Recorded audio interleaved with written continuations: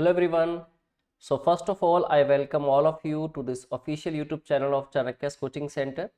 दोस्तों आज हम लोग SBI क्लरिकल प्रीलिम्स एग्जाम जो आपका 2024 में होने वाला है उसकी इंग्लिश की फर्स्ट क्लास करेंगे। वैसे तो हमारी जो डेली वीडियो सीरीज है वो आप देख रहे होंगे, हर रोज उस पर एक सब्जेक्ट की वीडियो अपलोड होती है। फर्स्ट डे क्वांट्स था तो सेकेंड रीजनिंग, आज थर्ड डे इंग्लिश हम करेंगे।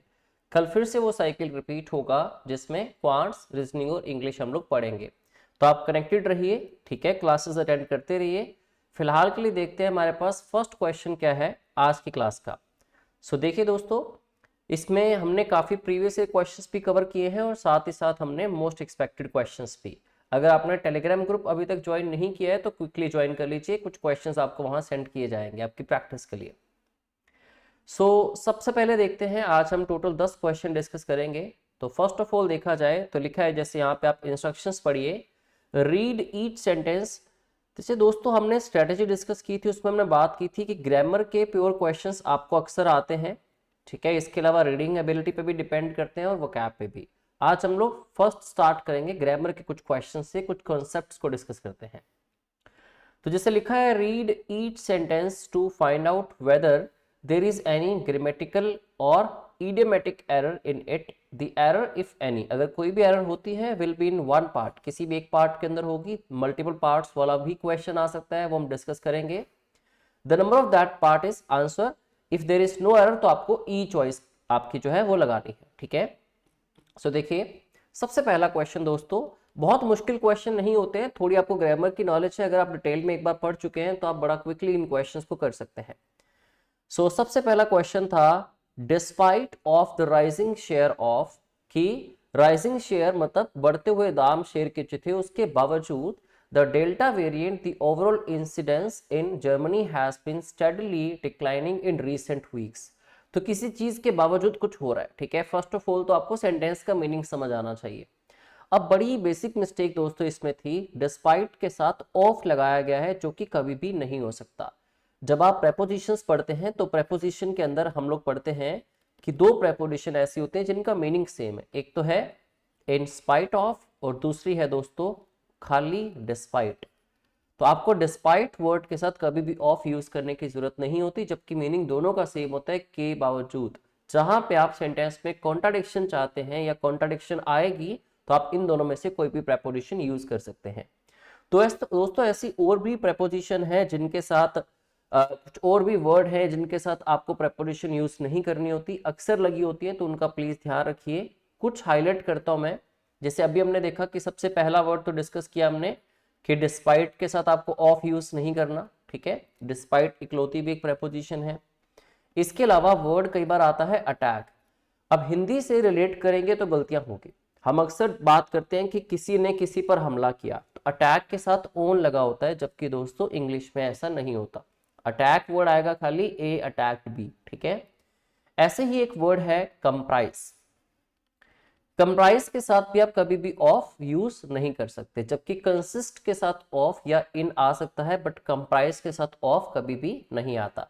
ऐसे ही वर्ड डिस्क्राइब है, डिस्क्राइब के साथ अक्सर देखने को मिलता है कि अबाउट यूज किया जाता है, जो कि नहीं आएगा। बाकी प्रेपोजिशन के अंदर हम डिटेल में इन चीजों को पढ़ते हैं, कुछ कुछ वर्ड इंपॉर्टेंट थे जो मैंने आपसे डिस्कस किया आज।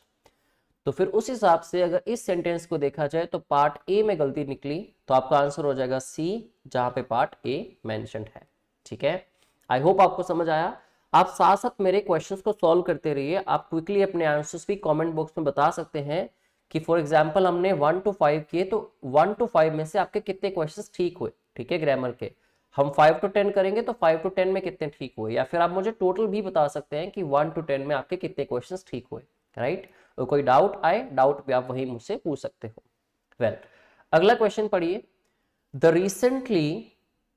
Recently discovery of hundreds of Graves in Canada has put the spotlight back on it's dark past when indigenous people faced systematic discrimination and violence. तो दोस्तों सेंटेंस देखो, बैंकिंग में किस चीज से कई बार हमें डर लगता है, किस चीज की वजह से हम एरर स्पॉट नहीं कर पाते। बैंकिंग में आपको ज्यादातर जो सेंटेंसेस होते हैं ना स्पॉटिंग एरर के क्वेश्चन में, वो थोड़े लेंदी होते हैं, ठीक है।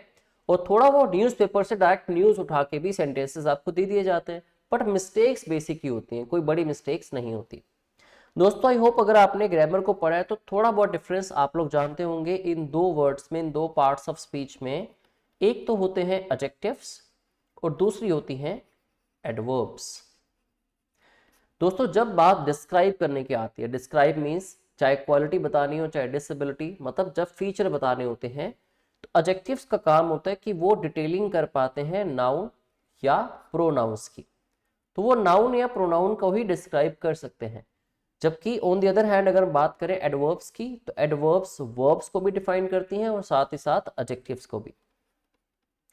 तो आपको अकॉर्डिंगली सेंटेंस में इनको यूज करना होता है। सपोज अब सिंपली मैं लिखता हूं, मैं अगर मानो लिख दूं he is a smartly boy, ठीक है, he is a smartly boy, बड़े बेसिक सेंटेंस से मैं समझा रहा हूं, बड़े बेसिक वर्ड्स के साथ, तो बड़े आराम से आप चीज आइडेंटिफाई कर लोगे कि यहाँ पे बॉय बात हो रही है तो ये लड़का स्मार्ट होगा, स्मार्टली थोड़ी होगा। जबकि अगर मैं कहूं ही इज वर्किंग स्मार्टली, तो ये आपको ठीक लगेगा। क्यों ठीक लगा? क्योंकि यहाँ पे हम बात उस लड़के की नहीं कर रहे थे, हम बात कर रहे थे कि वो जो काम कर रहा है वो काम कैसे कर रहा है, तो स्मार्टली कर रहा है। तो वर्ब को डिफाइन कर रहे थे आप किसके थ्रू? एडवर्ब के थ्रू। और यहाँ आप बॉय के बारे में बात कर रहे थे, नाउन को, तो नाउन को किससे डिस्क्राइब किया जाता है? एडजेक्टिव के साथ, तो स्मार्टली की जगह पे क्या आएगा? स्मार्ट। दोस्तों वही तो स्पोर्टिंग एरर इसके अंदर आई, वही तो एरर इसके अंदर थी जो आपको स्पोर्ट करनी थी। देखो यहाँ क्या लिखा है, the recently discovery of hundreds of Graves. वैसे तो यहां से आप आर्टिकल से भी आइडिया लगा सकते हैं कि द एक आर्टिकल है और आर्टिकल नाउन के पहले आता है, अगर तो बात हो रही है डिस्कवरी नाउन की। दोस्तों नाउन को कौन डिफाइन करता है? Adjective, not adverb. तो रिसेंटली एडवर्ब की जगह पे आपको एडजेक्टिव यूज करना था, रिसेंट। विच मीन्स अगेन इस सेंटेंस के अंदर भी पार्ट ए के अंदर मिस्टेक थी। पार्ट ए को देखा जाए तो अगेन आपका आंसर आ गया ऑप्शन सी। ठीक है, करते रहिए सॉल्व, साथ साथ कॉन्सेप्ट्स को समझते रहिए, कुछ कॉन्सेप्ट्स आपके रिवाइज होते रहेंगे अगर आपने ग्रामर को पहले पढ़ रखा है तो। अगला क्वेश्चन देखिए, आई वुडंट हैव गॉटन, ठीक है, इसका मतलब यहां पे would have, sorry, I would have gotten a perfect score except I made simple mistakes. ठीक है, तो ये लड़का कहना क्या चाह रहा है कि अगर मैं सिंपल मिस्टेक्स ना करता तो मेरे बहुत अच्छे मार्क्स आने थे, या फिर मैं एक परफेक्ट स्कोर जो है वो ले सकता था। दोस्तों यहाँ पे एक्सेप्ट वर्ड को यूज किया गया। अगर मैं वर्ड्स को लिखूं, एक एक्सेप्ट होता है, इसी सेम प्रोनाउंसिएशन के साथ एक वर्ड होता है एक्सेप्ट, EXCEPT, इसी थोड़ी सी आप वेरिएशन करें तो एक एक्सपेक्ट बनता है। ठीक है, काफी बार कुछ वर्ड्स की प्रोनाउंसिएशन सेम होती है तो कुछ वर्ड्स के हिंदी मीनिंग सेम होते हैं, बट इंग्लिश में दोनों में डिफरेंस होता है। बेसिक एग्जांपल से अगर आपको मैं समझाऊं तो जैसे दोस्तों एक वर्ड है BROOCH, एक वर्ड है BROACH। अब दोनों को प्रोनाउंस तो हम ब्रॉच ही करते हैं, ठीक है, बट दोनों में जमीन आसमान का फर्क है अगर मीनिंग को देखा जाए तो। जो BROOCH है ये एक नाउन है जिसको हम कहते हैं piece of jewel. Piece of jewel अगर हम बात करें फीमेल्स की तो अपने बन के ऊपर या अपनी साड़ी के ऊपर यूज करती हैं, ठीक है, और लड़कों की बात करें तो उनका अलग काइंड ऑफ ब्रोच होता है जो अपनी टाई के ऊपर, वास्कट के ऊपर या कोट के ऊपर यूज करते हैं। तो ये वो वाला ब्रोच होता है पीस ऑफ जूल, उसका नाम ये ब्रोच होता है तो नाउन हो गया। जबकि BROACH को आप देखें तो BROACH एक वर्ब होती है जिसका मतलब होता है टू रेज अप।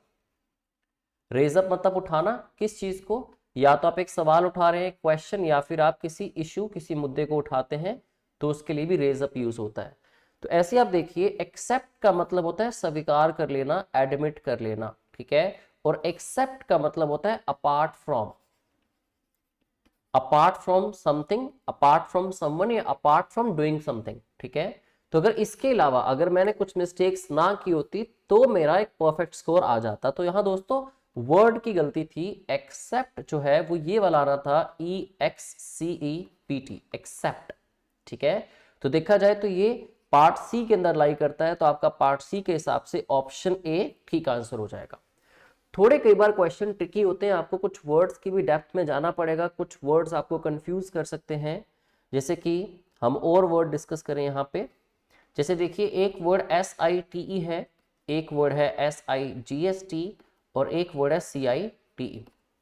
आप इन तीनों वर्ड को प्रोनाउंस करते हो तो सेम प्रोनाउंसिएशन ही आपको मिलती है, site site and site, but फर्क तो काफी है ना मीनिंग में। अगर इस साइट को देखें तो खाली एक कोई भी एक प्लॉट या कोई भी एक वैकेंट स्पेस जहां पे बिल्डिंग कंस्ट्रक्ट की जाएगी या फिर जहां पे बिजनेस की कोई ऑर्गेनाइजेशन बिल्ड होगी। इस वाले साइट को देखें तो इस एक वर्ड के दोस्तों 3 मीनिंग है। हिंदी में कहूं तो नजर, नजरिया और नजारा, ठीक है। इंग्लिश में कहूं एक तो हमारी देखने की शक्ति या क्षमता, हमारी ability to see means vision. दूसरा कोई भी व्यू, जैसे आप साइट सीइंग वर्ड यूज करते हैं। आप किसी ट्रिप पे जा रहे हैं, ट्रिप प्लान होता है, ट्रिप का जो प्लानर आपको बताता है कि हम साइट सीइंग भी करवाएंगे, ठीक है। तो साइट सीइंग वहां पे मतलब व्यू दिखाया जाएगा। तीसरा इसी का मतलब होता है परसेप्शन, मतलब हमारा नजरिया। तो एक ही वर्ड के 3 डिफरेंट डिफरेंट मीनिंग हुए। अब जो वर्ड तीसरा बचता है साइट, ये दोस्तों एक वर्ब होती है, पहले वाले दोनों नाउन्स होते हैं। तो CITE जो वर्ब है उसका मतलब है किसी चीज का जिक्र करना, किसी चीज को मेंशन करना या किसी का नाम मेंशन करना, मींस CITE साइट। तो वर्ड्स पे थोड़ा काम करना है, डेप्थ में आपको हर वर्ड की नॉलेज होनी चाहिए। इनको होमोफोन्स कहते हैं, जिनकी प्रोनाउंसिएशन सेम हो लेकिन मीनिंग अलग हो, ठीक है। तो सब पे काम कीजिए। फिलहाल के लिए अगला क्वेश्चन देखते हैं क्या था। So he lifted the nest gently and put it in a safely place in the forks of the tree। Sentence आसान है, समझना आसान है कि उसने नेस्ट को बड़े आराम से जेंटली उठाया और उसको वहां पे रख दिया। अब अगेन दोस्तों वही कॉन्सेप्ट जो पिछले से पिछले क्वेश्चन में हमने पढ़ा था, रिसेंटली की जगह हमने रिसेंट किया था, वही एडजेक्टिव और एडवर्ब का डिफरेंस। अगेन देखिए आप, एक सेफली प्लेस, ठीक है, या तो मैं ये कहूं ही पुट इट सेफली, कि उसने उसको सेफली रख दिया, मतलब सेफ्टी के साथ रख दिया। तो पुट वर्ब है तो उसने रखा कैसे, बड़ा सेफ्टी के साथ, तो सेफली बन गई एडवर्ब। बट ये कह रहा है एक सेफ प्लेस पे रखा, ना कि सेफली प्लेस। तो यहां पे दोस्तों गलती है, सेफली की जगह आना चाहिए सेफ, क्योंकि प्लेस नाउन है और नाउन को डिस्क्राइब करते हैं एडजेक्टिव्स। तो पार्ट सी के अंदर मिस्टेक है। पार्ट सी कहां पड़ा है, ए ऑप्शन के अंदर। तो आपका आंसर हो जाएगा ऑप्शन ए। आसान था ये भी। Next, sometimes very terrible accidents happens and many people are burned and injured. कहते हैं कि कई बार बहुत बुरी तरह से एक्सीडेंट्स होते हैं और बहुत सारे लोग जलते हैं या कटते हैं या फिर इंजर्ड हो जाते हैं, मतलब उनको चोट आती है, ठीक है। दोस्तों ये क्वेश्चन आया वर्ब के एक टॉपिक सब्जेक्ट वर्ब अग्रीमेंट में से। आप फिलहाल के लिए क्वेश्चन को सॉल्व करने की कोशिश कीजिए, मैं थोड़ा एक्सप्लेन करता हूं। अगर आपने कॉन्सेप्ट्स पढ़े हैं तो आपने आंसर तो कर दिया होगा। थोड़ा ट्रिकी जरूर हो सकता है, कई बार फ्लो में हम गलत पढ़ जाते हैं। सब्जेक्ट वर्ब अग्रीमेंट दोस्तों क्या कहते हैं कि जो सेंटेंस का सब्जेक्ट होता है वो वर्ब से कनेक्टेड होता है, ठीक है। सब्जेक्ट के हिसाब से वर्ब लगाई जाती है, ना कि वर्ब के हिसाब से सब्जेक्ट। तो अगर अदर लैंग्वेज में कहें तो सब्जेक्ट डिसाइडर होता है वर्ब का, कि जैसा सब्जेक्ट है वैसी ही वर्ब आएगी। दोस्तों होता क्या है कि अगर आपके सेंटेंस का जो सब्जेक्ट है सिंगुलर नाउन हो तो फिर आपको ध्यान रखना होता है कि वर्ब भी कैसे आने चाहिए, सिंगुलर ही आने चाहिए, ठीक है। अब कई बच्चे यही आइडेंटिफाई करना समझ नहीं पाते या कर नहीं पाते कि सिंगुलर वर्ब होती कौन सी है, क्योंकि वो नाउन के साथ थोड़े कंफ्यूज हो जाते हैं। कैसे कि सिंगुलर नाउन तो वो नाउन होता है जिसके बाद एस और एस हम नहीं लगाते, जैसे कि बॉय, स्टूडेंट या टीचर। अब ये सारे आपको दिख रहे हैं कि एस और ईएस के विदाउट लिखे गए हैं, बिना लिखे गए हैं, तो ये सारे सिंगुलर नाउन हैं। तो वर्ब को भी हम कुछ ऐसा ही समझ लेते हैं, बट दोस्तों वर्ब का उल्टा होता है नाउन से। वर्ब जिसके साथ एस और ईएस लग जाए वो वर्ब उल्टा सिंगुलर हो जाती है, नाउन की तरह नहीं प्ले करती वो रोल, ठीक है। जैसे आप मैं सिंपली समझाऊं तो देखिए, इज है, वॉज है या हैज है, सब बच्चों को पता होगा कि ये सारी वर्ब्स सिंगुलर है, ठीक है। अब सिंगुलर है तो आप इनमें से एक चीज आइडेंटिफाई करके अपने पास रख सकते हो, इन सारी वर्ब्स के लास्ट में एस आया था, तो समझ जाइए हर एस वाली या ईएस वाली वर्ब सिंगुलर होती है, ठीक है। तो जब आप वर्ब के फर्स्ट फॉर्म के साथ एस या ईएस ऐड करते हो तो वो बनती है सिंगुलर। इसी का उल्टा करें आप, अगर आपके नाउन्स हो जाए प्लूरल, मींस बॉय की जगह बॉयज लिखा हुआ है, स्टूडेंट की जगह स्टूडेंट्स लिखा है, तो फिर आपने वर्ब भी कैसे लगानी है, प्लूरल वर्ब लगानी है। और प्लूरल वर्ब कौन सी होगी, जिसके साथ एस और एस नहीं होगा, ठीक है। जैसे कि प्लूरल वर्ब अगर डू है तो सिंगुलर कौन सी होगी, डज। अगर प्लूरल प्ले है तो सिंगुलर क्या होगी, प्लेस। तो दोस्तों इस कॉन्सेप्ट के ऊपर काफी सारे क्वेश्चंस आते हैं। सब्जेक्ट वर्ब एग्रीमेंट पूरा का पूरा टॉपिक अपने आप में बड़ा इंपॉर्टेंट टॉपिक है। तो देखिए अगर इसी हिसाब से तो लिखा हुआ था टेरिबल एक्सीडेंट्स हैपन्स, ठीक है। एक्सीडेंट्स कौन सा नाउन है दोस्तों? Plural noun. एक्सीडेंट का प्लूरल हो गया एक्सीडेंट्स। हैपन्स कौन सी वर्ब है? सिंगुलर वर्ब, क्योंकि हमने अभी देखा कि एस और यस वाली वर्ब्स कैसी होती हैं? सिंगुलर होती हैं। तो प्लूरल नाउन के साथ तो वर्ब क्या लगनी चाहिए? प्लूरल ही लगनी चाहिए, ठीक है।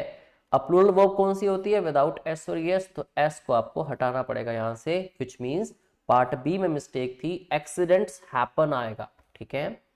अगर एक एक्सीडेंट होता तो एक्सीडेंट हैपन्स कह सकता मैं, ठीक है। तो एक्सीडेंट्स हैपन के हिसाब से पार्ट बी में गलती है, तो पार्ट बी आपका ऑप्शन बी के अंदर ही लाई कर रहा है, तो आंसर आ जाएगी ऑप्शन बी। आई होप आपको ये भी समझ आया। चलिए अब आगे बढ़ते हैं, देखते हैं नेक्स्ट क्वेश्चन टाइप हमारे पास क्या है, जो 6 to 10 हम क्वेश्चंस करने वाले हैं। सो दोस्तों लिखा हुआ है इंस्ट्रक्शंस में, in the following question sentences are given with the part in bold, कि सेंटेंसेस का कुछ पार्ट बोल्ड है। ऐसे क्वेश्चन को हम सेंटेंस इंप्रूवमेंट या सेंटेंस करेक्शन का क्वेश्चन कहते हैं। The given phrase in the bold may और may not contain an error, कि जो बोल्ड किया होगा पार्ट उसमें गलती हो भी सकती है शायद और नहीं भी हो सकती। द ऑप्शंस फॉलोइंग, जो फॉलोइंग ऑप्शंस हैं, can replace the incorrect phrase, वो इनकरेक्ट फ्रेज को रिप्लेस कर सकती हैं। आपको लगता है कि उसमें गलती है तो आप नीचे वाले ऑप्शंस में से एक ऑप्शन को चूज कर लीजिए। तो इस तरह से क्वेश्चन चलेगा, आप देखिए कैसे इनको सॉल्व करना है और क्या आपको आइडेंटिफाई करना था। चलिए स्टार्ट करें। So the petition contended that establishments and factories were, जो establishments थी और factories थी, were operates in violation of environmental norms and affected public health, कि वो environmental norms के against वो कर रहे थे, वो उनको अफेक्ट कर रहे थे और पब्लिक हेल्थ पे फर्क पड़ रहा था काफी इससे। सो दोस्तों यहां देखा जाए, अगर आपने एक्टिव पैसिव वॉइस तो पढ़े होंगे, अगर टेंसेस की बात करें, चलो टेंसेस में देखा जाए, अगर आप एक्टिव वॉइस में बात करते हैं तो जो इज, एम, आर, वॉज या वर होती हैं दोस्तों, इन सारी वर्ब्स के बाद हमें वर्ब की फर्स्ट फॉर्म के साथ आईएनजी यूज करना होता है। जैसे कि I am teaching you right now, ठीक है, या फिर शी वॉज प्लेइंग आउटसाइड। लेकिन जब आप पैसिव वॉइस की बात करते हैं तो उसके अंदर क्या होता है, इन्हीं सारी वर्ब्स को देखा जाए, अगर देखो डिटेल में हम नहीं पढ़ पाएंगे अभी, बट जितना समय समझा सकूं मैं कोशिश करूंगा इस क्लास के अंदर, कि is, am, are, was verb के साथ पैसिव वॉइस में क्या होता है, हमेशा ही वर्ब की थर्ड फॉर्म लगती है। जैसे कि he is punished by the teacher, कि उसको टीचर के द्वारा पनिश किया जाता है, तो पैसिव वॉइस था, ठीक है, तो इज के साथ वर्ब की थर्ड फॉर्म यूज की गई। अगर एक्टिव वॉइस होता, मैं कहता हूं टीचर पनिश कर रहा है, तो teacher is punishing him, right. अब दोस्तों दोनों ही रूल्स के हिसाब से देखा जाए तो यहाँ पे वर्ब के बाद ना तो वर्ब की थर्ड फॉर्म आपको देखने को मिल रही है, ना ही वर्ब की आईएनजी वाली फॉर्म आपको देखने को मिल रही है, ठीक है, मतलब गलती तो है। ये श्योर हो गया कि नो इंप्रूवमेंट रिक्वायर्ड तो नहीं हो सकता, ठीक है। तो अब ढूंढने की कोशिश करते हैं गलती क्या है। गलती, अब देखिए, The petition contended that establishments and factories, इतना आपको पता लग गया कि आपके सेंटेंस का जो सब्जेक्ट है वो क्या है, प्लूरल है, तो आनी तो वर्ब प्लूरल ही चाहिए। तो वर्ब था तो प्लूरल अपने आप में, लेकिन इसके बाद वाला जो वर्ब थी, मेन वर्ब, वो ठीक नहीं थी दोस्तों। यहाँ ऑप्शन ए में हैज गिवन है, तो हैज तो वैसे भी नहीं आ सकता, सिंगुलर के लिए आता है, ए ऑप्शन गलत हो गई। बी में लिखा है were operating in violation of, तो मैंने आपको कहा था कि is, am, are, was verb के साथ या तो आईएनजी आती है या वर्ब की थर्ड फॉर्म, तो वर्ब के साथ आईएनजी का आना मतलब कंसिडरेबल ऑप्शन है, इसको रख लेते हैं अपने पास। वर ऑपरेट्स, ठीक है, वर ऑपरेट्स तो यहां भी लिखा था, ऑफ और ओन को छोड़ो, पहले यहीं पे गलती है, सी ऑप्शन गलत हो गया। वॉज वाला ऑप्शन भी दोस्तों गलत है, क्योंकि सब्जेक्ट आपका प्लूरल है। तो अगर आप ठीक आंसर ना भी ढूंढ पाए तो गलत आंसर्स को एलिमिनेट तो कर सकते हैं, बड़े आराम से कर सकते हैं आप, ठीक है। तो ऑब्वियसली आपका ऑप्शन जो था बी, वो करेक्ट आंसर हो जाता है। कहना चाह रहा है कि जो एस्टेब्लिशमेंट्स थी और फैक्ट्रीज थी, वो ऑपरेट कर रहे थे वायलेशन ऑफ इन्वायरमेंटल नॉर्म्स, उनका वायलेशन करते हुए जो इन्वायरमेंटल नॉर्म्स या कुछ रूल्स बने हुए हैं, ठीक है। तो टेंसेस के कुछ रूल्स को ध्यान रखिए, ऐसे क्वेश्चन बड़े आसानी से हो सकते हैं solve. Next, the Delhi Commission for Women DCW was issued a notice to the police regarding the same and sought a detailed action taken report. अब देखिए दोस्तों, अगेन पीछे मैंने बात की थी कि जो इज एम आर वर्स होते हैं उनके बाद या तो वर्ब की थर्ड फॉर्म आती है या फिर वर्ब की आईएनजी फॉर्म आती है, राइट। तो देखा जाए तो वॉज इशूड वर्ब की थर्ड फॉर्म आई है, बट सवाल यह है कि आनी यही चाहिए, मतलब पैसिव वॉइस ही आना चाहिए या एक्टिव वॉइस आना चाहिए। आप इतना जानते हैं कि जब पैसिव वॉइस लगता है तो काम किसी के द्वारा किसी पे किया जाता है, तो वहां अक्सर ये बाय लगा के मेंशन किया होता है कि किसके द्वारा किसको इशू की गई रिपोर्ट। अब यहां देखिए, अगर मैं कहता हूं कि जो दिल्ली कमीशन वुमेन का है वॉज इशूड अ नोटिस, उनको एक नोटिस इशू किया गया, बाय द पुलिस होना चाहिए कि पुलिस के द्वारा नोटिस इशू किया गया, या तो ऐसा होना चाहिए। ये तो कह रहे हैं टू द पुलिस, मतलब नोटिस इशू ही डीसीडब्ल्यू ने किया है, ना कि डीसीडब्ल्यू को पुलिस के द्वारा और नोटिस दिया गया है, राइट। तो इतना आप समझ जाते हैं कि यहाँ पे वॉइस तो लगना है दोस्तों एक्टिव ही, पैसिव तो लगेगा नहीं। चलो, इतना क्लियर हो गया कि सेंटेंस में गलती तो है, ई ऑप्शन को निकाल दीजिए, ठीक है। अब पहला ऑप्शन है had issued a notice to the police, active voice है दोस्तों। अब मुझे कैसे पता लगा एक्टिव वॉइस है, क्योंकि जब आप हैज, हैव या हैड के साथ बीन लगा के वर्ब की थर्ड फॉर्म लगाते हो ना, तो वो होता है दोस्तों पैसिव वॉइस, ठीक है। अगर आप बीन नहीं लगाते तो वो एक्टिव वॉइस होता है। तो पहले ऑप्शन कंसिडर कर लेते हैं, ठीक हो सकती है। अब हैव इशूड दोस्तों क्यों नहीं आ सकता, क्योंकि दिल्ली कमीशन की बात हो रही है जो कि एक सिंगुलर नाउन है, तो आपका अगर सब्जेक्ट सिंगुलर है तो वो प्लूरल कैसे हो सकती है ना। तो हैव को निकाल देते हैं।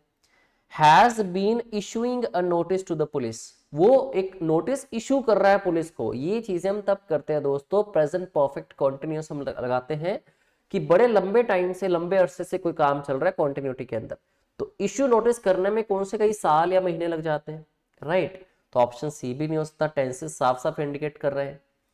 अब हैज के साथ लिखा है दोस्तों इशू, हमें पता है कि चाहे एक्टिव वॉइस हो चाहे पैसिव वॉइस हो, कि हैज, हैव, हैड जब आएंगे और उनके बाद वर्ब लगानी पड़ेगी अगर, तो वर्ब की थर्ड फॉर्म के अलावा हम कोई लगा ही नहीं सकते, राइट। तो ऑप्शन डी भी गलत हो गया, बचा एक ही option A, had issued a notice to the police regarding the same and sought a detailed action taken report, ठीक है। इतना भी पता लग रहा है कि बात पास्ट की ही हो रही थी, राइट।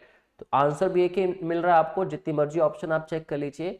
मैं आपको एक ही एडवाइस दूंगा कि ऐसे क्वेश्चंस को करना है ना आपने, तो आप rather than finding the right answer you should work on eliminating your options which are extremely incorrect. So once you start eliminating the options your work becomes less. What happens is आपका काम कम हो जाएगा।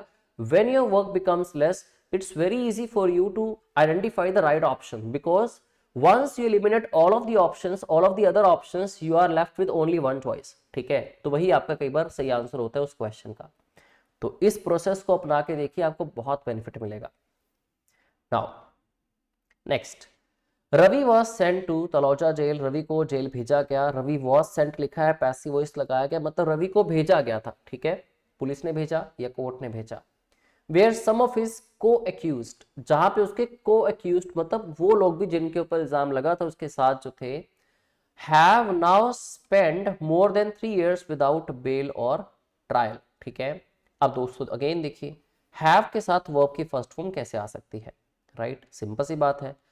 अब have के साथ verb की third form आ नहीं सकती, मतलब करेक्शन तो करनी पड़ेगी हमें, है ना। So option A B C D सब जगह देखें तो हैव लिखा हुआ बिगिनिंग में, ठीक है। नाउ भी लिखा है, right.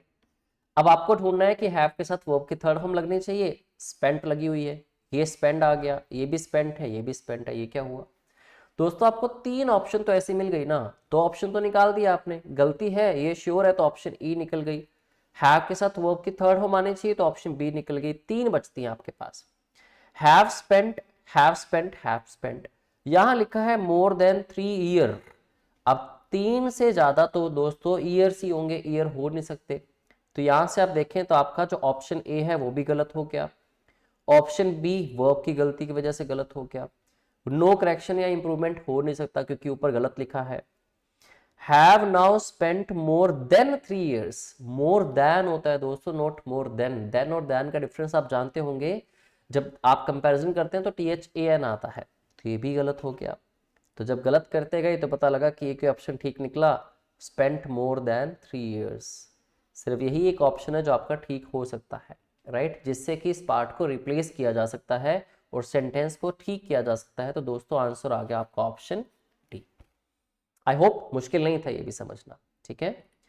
Next, with technology becoming smarter, मतलब टेक्नोलॉजी के स्मार्ट बनते बनते साथ साथ there has been a corresponding increase in cyber fraud. ये भी आप देख रहे हैं कि जैसे जैसे टेक्नोलॉजी स्मार्ट होती जा रही है तो साइबर फ्रॉड या साइबर क्राइम्स भी बढ़ रहे हैं, हैरेसमेंट्स एंड थ्रेट्स, ठीक है। तो इन चीजों में भी साथ साथ बढ़ोतरी हुई है। तो अब देखते हैं, विद टेक्नोलॉजी बिकमिंग स्मार्टर।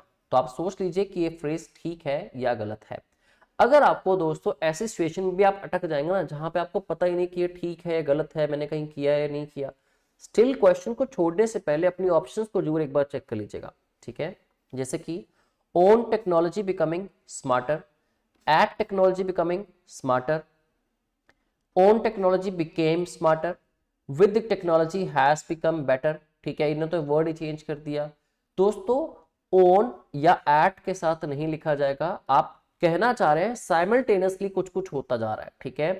तो with the change in the smartness of technology, इस कॉन्टेक्स्ट को इस तरह से समझें, विद टेक्नोलॉजी बिकमिंग स्मार्टर, कि टेक्नोलॉजी के स्मार्ट होने के साथ साथ और क्या चीजें हो रही हैं जो मेंशन है यहाँ पे, कि कॉरेस्पॉन्डेंटली क्या हो रहा है, इंक्रीज हो रहा है साइबर क्राइम या फ्रॉड में, हैरेसमेंट्स में और थ्रेट्स में भी, विच सिंपली मीन्स कि आपके सेंटेंस में कोई भी मिस्टेक नहीं थी, आपकी सारी ऑप्शंस गलत हो जाती हैं। तो जो लिखा था that was absolutely correct, right. Next, a good coach had the skills of his entire team accounted for and knows where to put them for the best results। आप डिसाइड कीजिए, आई गिव यू टाइम। चलो 10th question जो है, 10th question मैं आपके लिए छोड़ूंगा इस पूरी क्लास में, डिटेल में डिस्कस जरूर आपके साथ करूंगा, बट मैं आंसर नहीं बताऊंगा। बाकी आंसर्स आप मुझे बताएं या ना बताएं, लेकिन 10th क्वेश्चन का आंसर आपने मुझे कमेंट बॉक्स में जरूर बताना है और मैं आपको रिप्लाई भी करूंगा। आज मैं इंतजार करूंगा, कल रिप्लाई करूंगा, ठीक है। कितने लोग मुझे आंसर करते हैं। क्वेश्चन को मैं डिटेल में समझा देता हूं एक बार। कि एक जो अच्छा कोर्स था उसके अंदर स्किल्स थी, हैड द स्किल्स, ठीक है। किस चीज की, of his entire team accounted for, and knows कि उसकी जो एंटायर टीम है, अकाउंट फॉर मतलब उस चीज का हिसाब किताब देना या फिर उस चीज के बारे में आप क्वेश्चन आंसरेबल हो, एंड नोज वो जानता है, where to put them for the best result कि उनको कहां कहां किस किस पोजीशन पे मुझे डिप्लॉय करना है अच्छे रिजल्ट्स के लिए। A good coach have the skills, a good coach have a skill, a good coach has the skills, a good coach had skills. Options में देखें अगर दोस्तों आप, तो 3 ऑप्शन, पहली 3 ऑप्शन ऐसी हैं जो प्रेजेंट के अंदर है। अब उनमें से आपको देखना है कौन सी ठीक हो सकती है, कौन सी बिल्कुल ही गलत है। जो ऑप्शन डी है आपकी इकलौती वही ऑप्शन पास्ट के अंदर है, और जो एक्चुअल सेंटेंस गिवन है वो भी पास्ट के अंदर है। अब आपको ये भी डिसाइड करना है पूरे सेंटेंस को हर तरह से पढ़ के, वर्ब्स को चेक करके, कि मुझे बात प्रेजेंट में ही करनी है या मुझे बात पास्ट में करनी है। मैं आपको विश्वास दिलाता हूं, अगर आपने ये भी इंश्योर कर लिया ना कि बात पूरी प्रेजेंट में होनी है या बात पूरी पास्ट में होनी है, तब भी आपका ठीक आंसर आ जाएगा, और इसका साफ साफ हिंट आपके सेंटेंस में गिवन है। तो मैं वेट करूंगा आपके आंसर्स की, आप मुझे आंसर करेंगे क्वेश्चन नंबर 10 का आपका क्या आंसर है, इसके किस पार्ट के साथ रिप्लेस करके इस सेंटेंस को ठीक किया जा सकता है, ठीक है। तो बने रहिए इस पूरी की पूरी सीरीज के साथ, ठीक है। आपसे जल्दी ही मुलाकात होगी। फिलहाल के लिए आप इस सारी की सारी टेस्ट सीरीज PYQ सीरीज है उसको अटेंड करते रहिए। कल आपकी क्वांट्स की क्लास है तो अटेंड करना मत भूलना। तो ख्याल रखो अपना। आई होप आप सब लोग अपनी तैयारी बहुत अच्छे से कर रहे हो, बहुत अच्छी अपॉर्चुनिटी आपके पास आई है। तो आपसे जल्दी ही मुलाकात होगी, तब तक के लिए अपना ख्याल रखिए। Thank you very much.